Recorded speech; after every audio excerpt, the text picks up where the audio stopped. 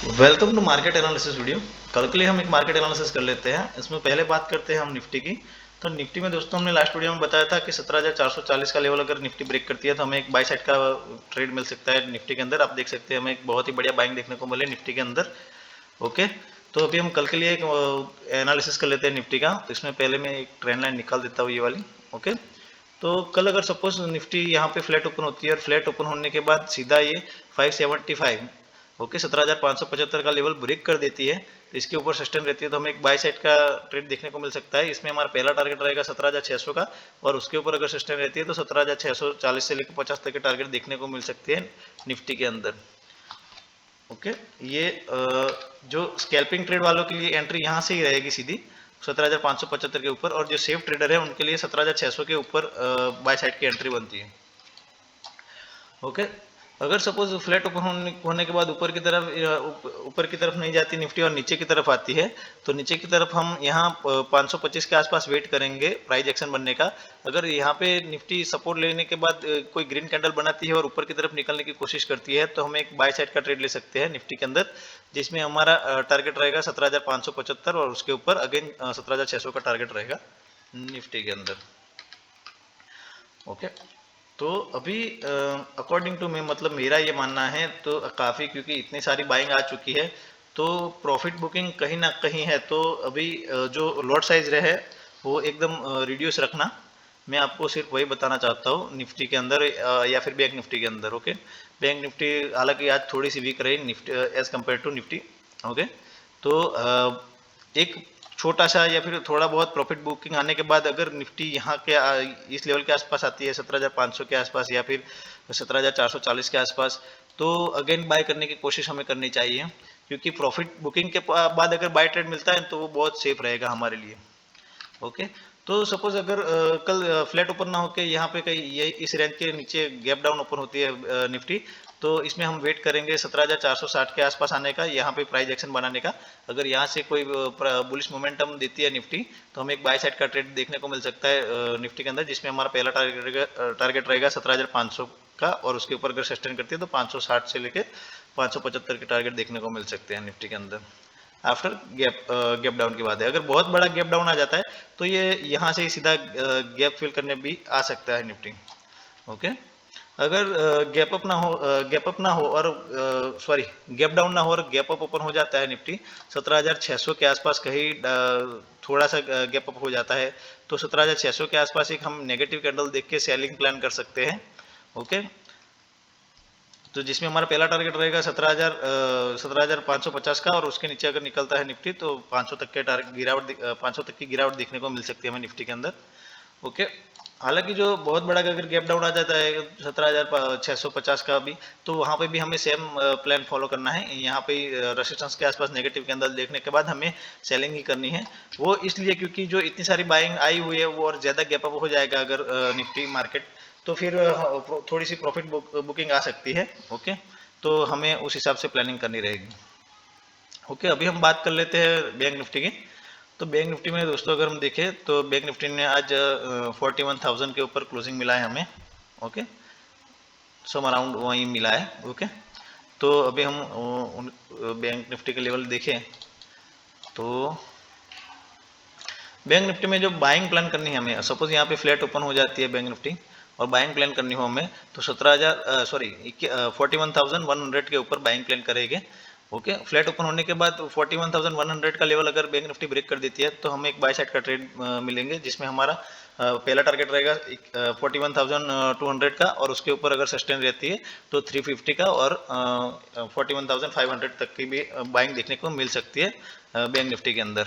Okay, selling के लिए हमें हमारा प्लान ये रहेगा, पहले ये ट्रेंड लाइन को मैं थोड़ा सा आगे ले लेता हूँ एज, क्योंकि ये काफ़ी दिनों से यही ट्रेंड लाइन को फॉलो कर रहा है।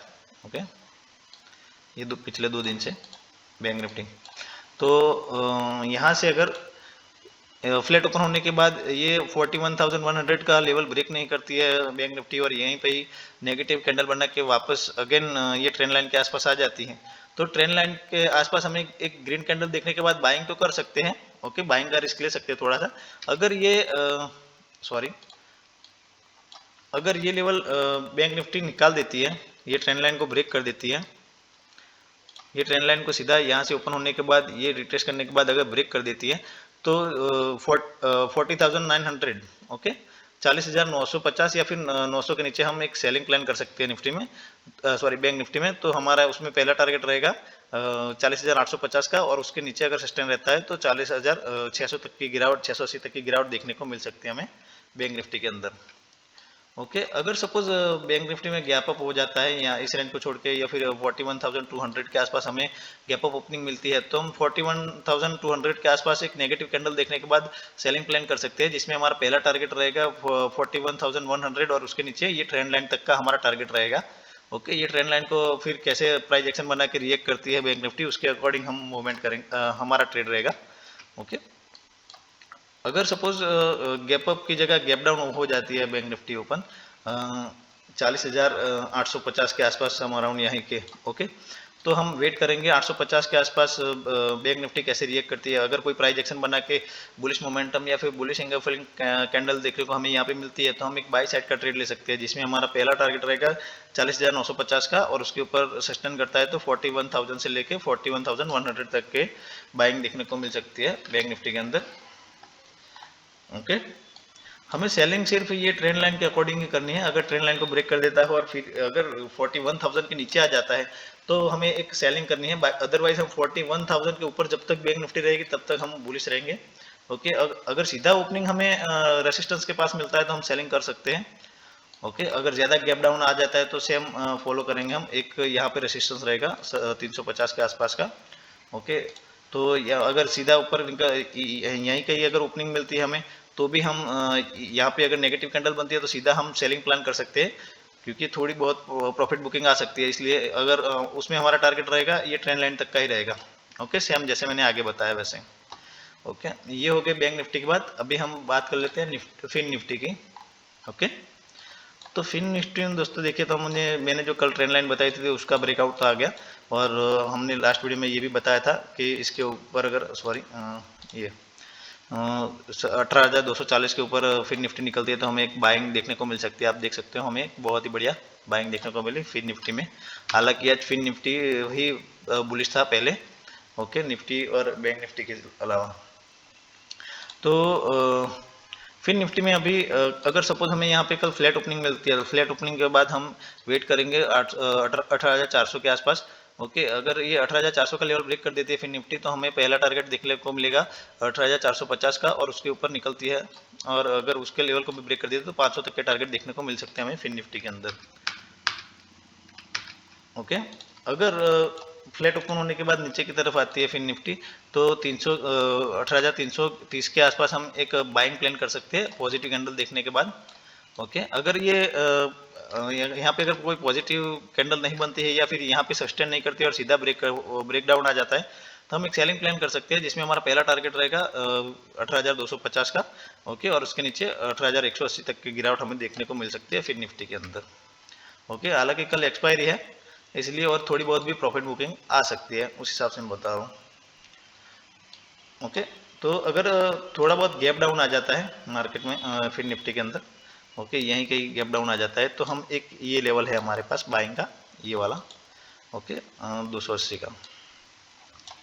तो थोड़ा बहुत गैप डाउन आ जाता है तो हम ये वेट करेंगे इस लेवल के आसपास। अगर फिर निफ्टी आती है 200 के आसपास या फिर 300 के आसपास या फिर 280 के आसपास आती है और यहाँ पे प्राइस एक्शन बना के कोई सपोर्ट लेती है फिर निफ्टी, तो हम एक ऊपर की तरफ बाय साइड का ट्रेड ले सकते हैं, जिसमें हमारा पहला टारगेट रहेगा 330 का, और उसके ऊपर निकलती है फिर निफ्टी तो हम वापस 380 के से लेकर 400 तक के टारगेट देखने को मिल सकते हैं फिर निफ्टी के अंदर हमें।